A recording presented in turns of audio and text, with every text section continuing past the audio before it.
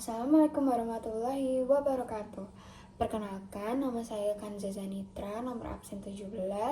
Saya berasal dari kelas 10-12 SMA Negeri 2 Sidoarjo. Di sini saya akan mempresentasikan mata pelajaran kimia dengan materi struktur atom. Nah, teman-teman tahu nggak sih struktur atom adalah partikel terkecil dari suatu unsur yang masih memiliki sifat unsur tersebut. Nah, struktur atom ini terdiri dari suatu 3 partikel dasar. Nah, 3 partikel dasar ini apa saja? Nah, 3 partikel dasar ini terdiri atas proton, neutron, dan elektron. Lalu, pengertian apa saja tentang 3 tersebut? Nah, dimulai dari proton. Proton itu yaitu bermuatan positif. Kemudian neutron tidak bermuatan atau bisa disebut netral. Kemudian elektron. Elektron ini yaitu bermuatan negatif. Kemudian ada jenis-jenis model atom. Salah satunya yaitu model atom menurut Dalton pada tahun 1803. Model atom Dalton menyebutkan bahwa atom adalah partikel terkecil yang tidak dapat dibagi lagi.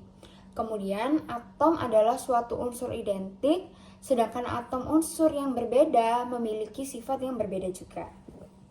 Nah, kemudian yang kedua yaitu jenis-jenis model atom menurut Thomson pada 1897. Model atom Thomson ini menyebutkan bahwa atom berbentuk seperti roti kismis dengan elektron tersebar di dalam bola bermuatan positif. Kemudian, model atom Thomson menemukan keberadaan elektron. Kemudian yang ketiga yaitu jenis-jenis model atom menurut Rutherford.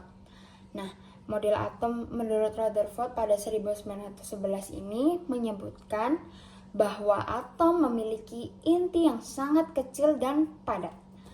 Nah, atom yang memiliki inti yang kecil dan padat ini mengandung proton dan juga neutron. Model atom Rutherford ini juga menyebutkan bahwa elektron bergerak mengelilingi inti dalam orbit yang tidak tepat. Kemudian kita masuk ke unsur ya teman-teman. Nah, unsur ini adalah zat murni yang tidak dapat diuraikan menjadi zat yang lebih sederhana lagi dengan reaksi kimia biasa. Nah, setiap unsur memiliki nomor atom dengan simbol Z adalah jumlah proton. Kemudian nomor massa disimbolkan A adalah jumlah proton plus neutron. Nah, kemudian unsur jika diketahui nomor atom dan nomor massa, kalian atau teman-teman sendiri bisa mencari jumlah neutron dengan rumus neutron sama dengan massa min nomor atom. Jika atomnya netral, maka jumlah proton sama dengan elektron. Nah, kita masuk ke contoh soal ya teman-teman. Nah, di contoh soal ini yang sudah saya berikan di atas, diketahui magnesium memiliki nomor atom 12 dan nomor massa 24. Nah, maka tentukan proton, neutron, dan elektronnya. Sudah diketahui bahwa proton sama dengan nomor atom. Nah, proton sama dengan 12 karena sudah diketahui kan bahwa protonnya adalah 12.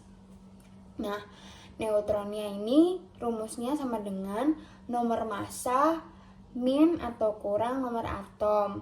Nah, berarti kan neutron sama dengan 24 min 12. Jadi neutron sama dengan 12. Nah, maka ditemukan juga elektronnya yaitu 12. Kemudian kita masuk ke klasifikasi unsur berdasarkan sifat logamnya ya teman-teman. Nah, kita masuk ke logam. Logam sendiri bersifat mengkilap, lalu menghantarkan listrik dan panas. Logam ini dapat ditempa, namun logam cenderung melepas elektron atau membentuk ion positif. Contohnya yaitu natrium dan besi. Kemudian metaloid.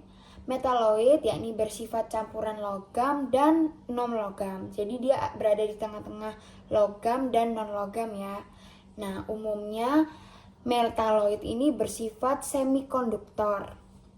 Contohnya yaitu silikon dan arsen.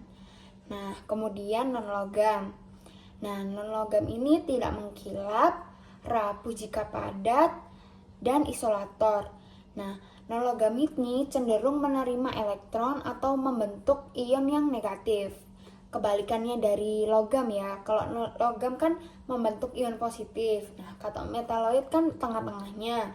Metaloid ini campuran dari logam dan non-logam. Tapi kalau non-logam ini membentuk ion yang negatif. Nah, contohnya itu yaitu oksigen, kemudian klorin. Lalu kita masuk ke klasifikasi unsur berdasarkan jumlah atom dalam molekul. Nah, yang pertama yaitu monoatomik. Monoatomik adalah unsur yang terdiri dari satu atom saja. Biasanya yaitu gas mulia. Nah, contohnya yaitu helium yang biasanya berada di balon yang bisa terbang, kemudian neon. Nah, kedua yaitu diatomik, unsur yang terdiri dari dua atom sejenis. Contohnya yaitu hidrogen dan oksigen. Kemudian poliatomik. Poliatomik adalah unsur yang terdiri dari lebih atau dua atom sejenis. Jadi kebalikannya dari monoatomik ya teman-teman. Contohnya yaitu ozon dan fosfor putih. Nah, kemudian sistem periodik. Sistem periodik adalah unsur-unsur dalam sistem periodik dikelompokkan berdasarkan kemiripan sifatnya. Nah, sistem periodik modern disusun berdasarkan nomor atom dan terdiri dari periode atau baris dan golongan atau kolom. Nah, kemudian sistem periodik dasar. Pertama yaitu golongan. Golongan adalah kolom vertikal di tabel periodik. Nah, unsur dalam satu golongan punya jumlah elektron valensi yang sama. Kemudian kedua yaitu periode. Periode adalah baris horizontal. Unsur dalam satu periode punya jumlah kulit atom yang sama juga. Kemudian kesimpulan yang dapat kita ambil dari materi struktur atom adalah unit dasar dari materi yang terdiri dari proton, neutron, dan elektron.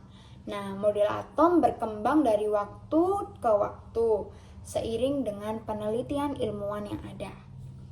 Nah, dari model Dalton hingga mekanika kuantum, unsur-unsur diklasifikasikan berdasarkan sifatnya dalam sistem periodik, yang berarti membantu dalam memahami sifat dan reaktivitasnya.